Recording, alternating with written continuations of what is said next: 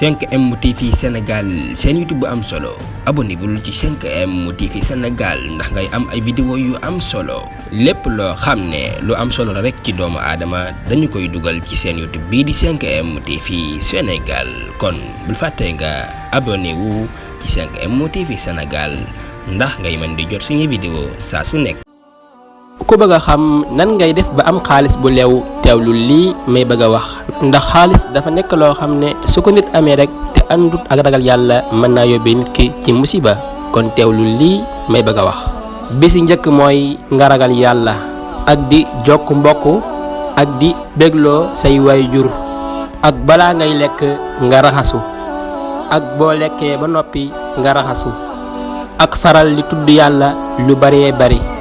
ak di faral di jéggulu yàlla lu bari ak saxal bés bu nekk bu jant bi fenkee ngay jàng ñetti téeméeri bismillahi rahmaani rahim ak di julli ci yonante bi sallallahu alayhi wa sallam bés bu nekk téeméeri yoon ak di saxal di jàng suratul waaqixati ci guddi gu nekk.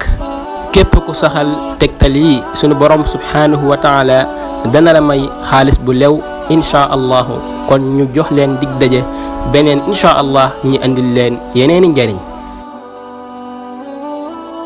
te nga aimé vidéo bi partage ko ak sa xarit yi. bu fekkee nag yaa ngi soog a seetaan suñuy vidéo xamal ni kat ci chaîne bi vidéo am solo rek la ñuy def kon abonné wul gaaw activé cloche bi comme ça vidéo buñ dugal rek da nga am ci sa YouTube directement.